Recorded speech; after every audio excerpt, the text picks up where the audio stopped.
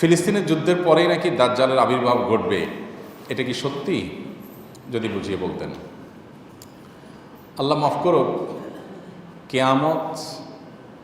কেয়ামতের আলামত এগুলো আমাদের অনেকের ব্যবসার আইটেমে পরিণত হয়েছে।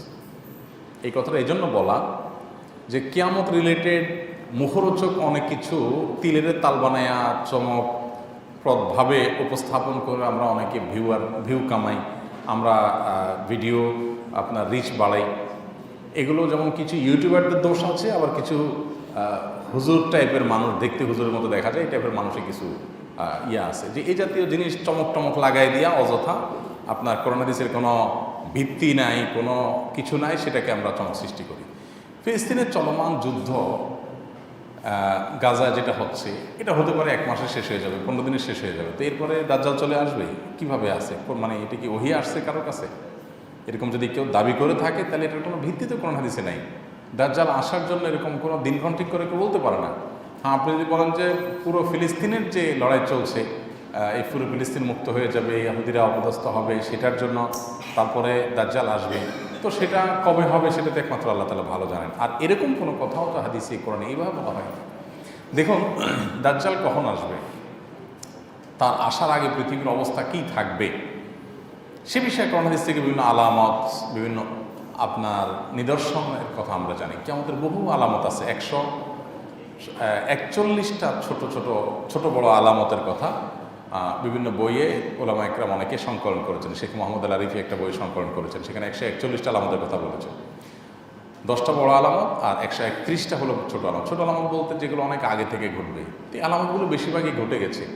দাজ্জাল আসার আগে, ইমাম মাহদী আসার আগে পৃথিবী জুলুমে পরিপূর্ণ হয়ে যাবে। ইমাম মাহদী আসার আগে বিশেষ করে পৃথিবী জুলুমে পরিপূর্ণ হয়ে যাবে, কোথাও ইনসাফ বলতে কিছু থাকবে না। তারপরে একটা সময় তার আবির্ভাব ঘটবে। আবির্ভাব ঘটার আগে পৃথিবীর একটা পরিস্থিতি তৈরি হবে, সেগুলো হাদিসে আছে। কিন্তু সুনির্দিষ্ট ঘটনা এটার পরে ঘটবে, ওইটার পরে ঘটবে, অমুক জায়গায় দাজ্জাল আইসা গেছে, অমুক জায়গায় মাহদী আইসা গেছে, অমুকে দাবি করছে, হান হয়েছে, তান হয়েছে, এই জিনিসগুলো নিয়ে আপনার নিজে থেকে বিভিন্ন রকমের হিসাব নিকাশ মিলায়া একরকম মানুষকে বিভ্রান্তিতে ফেলে দেওয়ার যে একটা প্রচেষ্টা, এটা হওয়া উচিত না। এটা খুবই গর্হিত এবং অন্যায় কথা, এটা আমাদের লক্ষ্য করা উচিত। অতএব মানে চলমান যে ফিলিস্তিনের যুদ্ধ যেটা গাজায় হচ্ছে, এটার পরপরই দাজ্জাল আবির্ভাব ঘটবে এবং কোনো কথা আমার জানা নাই, কোরআনে সেরকম কোনো কথা বলা হয়েছে বলে আমি জানি না। অতএব কেউ যদি বলে এটা তার দায়িত্ব। আমার 3টি সন্তান, তবে হ্যাঁ এটা ঠিক যে দাজ্জাল আসার আগে পৃথিবীতে দাজ্জালের আলোচনা উঠে যাবে। এমন কোন নবী পৃথিবীতে আসেন নাই যে নবী দাজ্জাল সম্পর্কে মানুষকে সাবধান করেন নাই।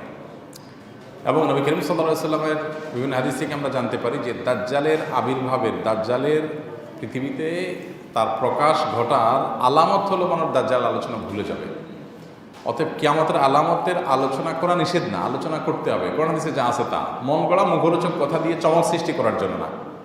অবশ্যই দাজ্জাল আগমন কখন ঘটতে পারে, তার গুণ বৈশিষ্ট্য, তার বৈশিষ্ট্যগুলো কী থাকবে, তার আলামতগুলো কী থাকবে, সেগুলো আমাদের জানা থাকবে। এবং সেই সাথে তার থেকে আত্মরক্ষার জন্য আমরা নামাজের শেষ বৈঠকে দাজ্জাল থেকে পানা চাওয়ার দোয়া আছে, সেটা পড়ব। সূরা কাহাফের প্রথম 10 আয়াত মুখস্থ করার কথা আছে, সেটা করব। সূরা কাহাফ তেলাওয়াতের কথা বলা আছে, ঈমানকে মজবুত করতে হবে। এগুলো করলে দাজ্জালের ফিতনা থেকে আপনি বাঁচতে পারবেন। কিন্তু আগে থেকে বিভিন্ন মুখরোচক কথা যেন আমরা না বলি।